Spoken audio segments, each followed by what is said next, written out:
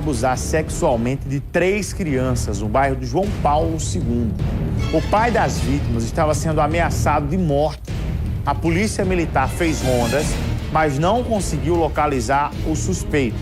O repórter, quem é que está comigo agora? É Michel Andrade, ao vivo, é isso? Ou é o Águia? O Águia conta os detalhes pra gente. O caso aconteceu no conjunto João Paulo II. Um homem, segundo as informações, ex-agente penitenciário, hoje trabalha na Cagepa. Ele teria abusado de 3 crianças, 2 meninos e uma menina.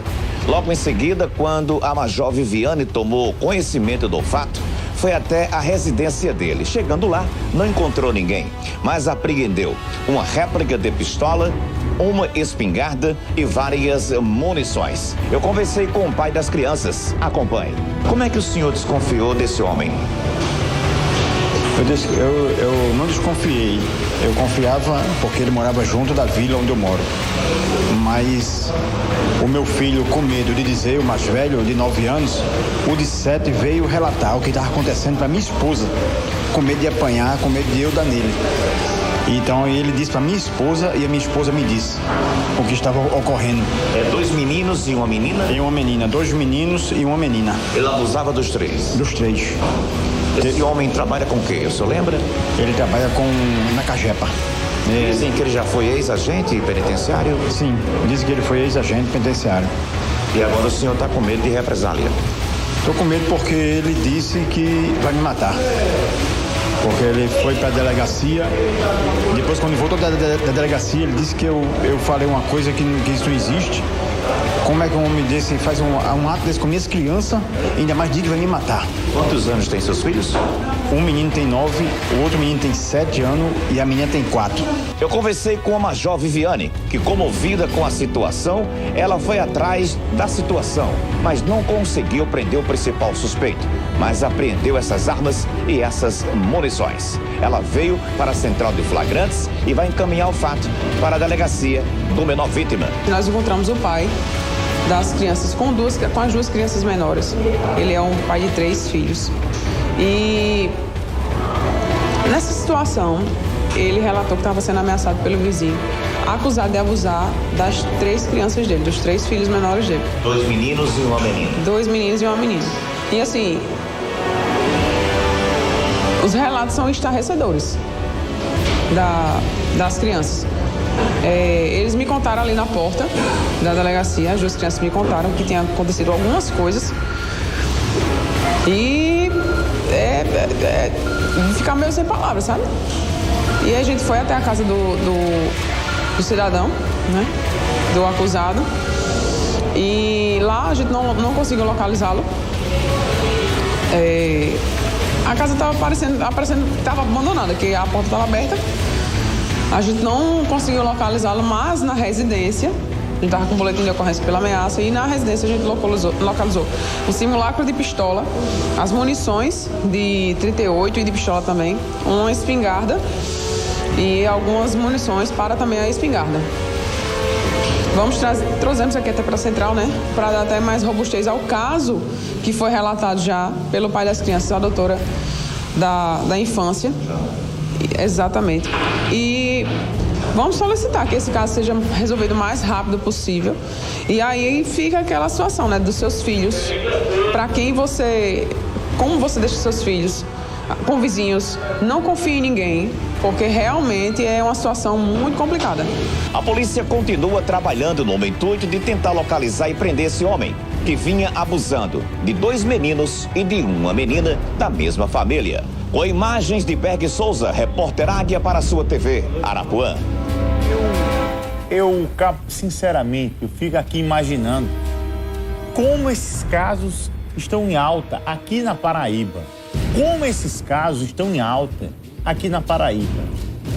Qual é a graça que tem? Qual é o prazer que dá em alguém abusar sexualmente de uma criança, de um adolescente? Eu fico pensando, eu queria saber o que é que passa na cabeça desses caras.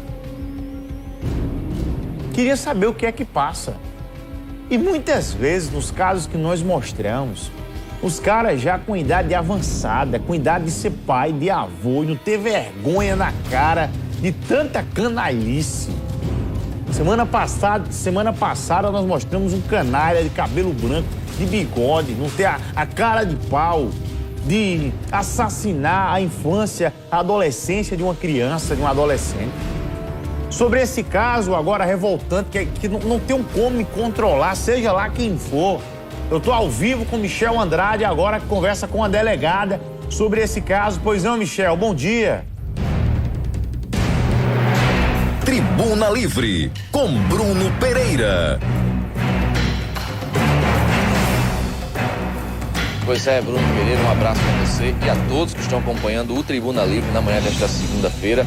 Nós estamos aqui na Central de Polícia, nós vamos conversar com a delegada Joana Dark, que está recebendo, na verdade, este caso, né? Ela vai fazer algumas oitivas, eu acredito que ainda vai ouvir mais algumas pessoas, para tentar entender, né, o que teria acontecido de fato, mas a informação que o Águia trouxe aí na matéria, muito bem feita por ele, que escutou o pai e também a Major Viviane, é que este homem aí, ele estaria abusando dessas crianças, 3 crianças, né? Inclusive, na casa onde ele mora, né, foi encontrada aí uma espingarda e uma pistola com várias munições. Deixa eu conversar com a delegada agora para tentar entender um pouco. Joana Dark, doutora, muito obrigado por receber a nossa equipe. A senhora já ouviu alguém? O que a senhora já recebeu deste caso que aconteceu neste final de semana? Bom dia. Bom dia. Já ouvi o pai, as crianças foram ouvidas, testemunhas, pessoas que tomaram conhecimento do fato. E o acusado também já foi qualificado e interrogado. Esse fato novo ocorreu, acredito, sexta-feira à noite, né? Eu recebi um telefonema de uma colega delegada que tirava algumas dúvidas a respeito do fato e acredito que hoje ou amanhã eu deva estar recebendo mais alguma documentação a respeito dessa apreensão de arma para que eu possa tomar outras providências, né? Requerer algumas medidas que o caso requer. Doutor, agora falando nas vítimas, até porque não só as crianças foram vítimas, mas como também o pai vem sendo ameaçado. O que as crianças falaram para a senhora? A senhora chegou a conversar com elas, o que elas disseram para a senhora? As crianças são pequenas, elas foram ouvidas pela psicóloga, né? É uma escuta sem dano, mas elas relatam prática de atos libidinosos. Então elas confirmam que o rapaz exercia sim esse ato libidinoso com as crianças? Sim, confirmo. Elas frequentavam a casa desse indivíduo, que é quase colada das crianças, e lá ele praticava esses atos. Doutora, como é que essas crianças iam para casa dele? Ele se aproveitava dos pais, do pai não estar em casa, fazia o convite para as crianças, como é que era isso? Então, segundo o relato do pai, são algumas casas no mesmo terreno, né? Então, as crianças ficavam brincando na frente de casa e ele aproveitava para chamar as crianças e dar algum bombom, alguma pipoca, um negócio. E sobre essa ameaça que o pai sofreu, o pai das crianças, a senhora já tem conhecimento? O que é que aconteceu de novo? Não, como eu estou falando, eu tenho um conhecimento extraoficial, né? Através de um telefonema, me pediram, me comunicaram e me pedindo algumas sugestões sobre o caso. Até porque as pessoas não estavam sabendo, o pessoal não estava sabendo diretamente o que havia acontecido. Só que o inquérito já tramita na delegacia desde o início do mês, né? Porque esse pai procurou a delegacia para pedir uma orientação e quando ele falou, eu iniciei já imediatamente a instauração do inquérito policial, né? Porque o fato não tinha se dado naquele dia, naquele momento. Ele já tomou conhecimento, assim, conversa, vendo o comportamento das crianças. Então não ensejaria aí uma prisão em flagrante. Mas aí, com esses novos fatos, enseja algumas medidas preventivas. A gente entendeu um pouco o lado das vítimas. Sobre o acusado, a senhora disse que conversou com ele já, né? Já teve essa conversa com ele. O que é que ele relata para a senhora? Ele nega, diz que faz muitos anos que moram lá, que é uma pessoa de bem, que nunca teve problema, e que esse cidadão chegou com essas crianças, e as crianças vivem lá. Ele nega, né? Todos negam, né? Só para quem está em casa entender e para a gente também concluir a nossa conversa aqui, as pessoas podem estar se perguntando por que ele não ficou preso no ato de quando encontraram as armas, até porque ele foragiu. Mas ele pode ser preso a qualquer momento? Pode. Ele pode ser preso, né? Agora, por decreto, né? Assim, da justiça, né? Até porque também já a situação de flagrância já... Ele saiu de casa, né? Eu acredito que ele sentiu que o pai das crianças tinha chamado a polícia e saiu de casa. E quando a polícia chegou lá na residência deles, que encontrou essas armas. Mas, assim, eu acredito que se resolva isso em pouco tempo. Doutora, muito obrigado pela entrevista, parabéns pelo trabalho. Obrigada. Pois é, conversamos com a doutora Joana Dark, que trouxe esclarecimentos sobre este fato, bem como ela disse aí, né? Ele sabia que ia dar alguma coisa errada para ele tinha armas em casa, a gente não sabe se essas armas são legalizadas, né? A gente não tem informação se ele tinha a posse dessas armas, de fato, se ele poderia estar armado em casa com as munições, que são fatos que serão investigados agora. A delegada Joana Dark vai sim tomar a frente agora do caso para amarrar o negócio, né? E aí, com certeza, ele deverá ser chamado novamente, para prestar esclarecimento, vai ser ouvido e a gente vai ficar acompanhando este caso. Mas o importante é que as crianças estão bem, né? Já estão com o seio familiar e é só entender agora o porquê dessas ameaças, se assim ele fez, tá bom? Eu volto contigo, Bruno, aos estúdios da TV Arapuã. Obrigado, Michel. Esse aumento absurdo de casos no Brasil mostra o quanto nós precisamos urgente debater essa questão relacionada aos maníacos, pedófilos, sem caráter, estupradores que tomam conta desse Brasil. Porque esses canalhas estão em todos os lugares da sociedade onde você menos espera. Eles estão no trabalho, nas escolas, nas igrejas, nas ruas, né? E, em sua maioria das vezes, são homens bem trajados, com um bom comportamento na sociedade, que estão acima de qualquer suspeita. Você olhando assim, você não acredita, né? Tem cara que até você diz, fulano de tal foi pego no flagra estuprando ou abusando sexualmente de uma criança. Aí alguém olha, mas fulano que andava comigo, que trabalhava aqui, que eu vi crescer, que eu vejo ele na igreja. Sim, é aquele fulano mesmo. É aquele fulano mesmo.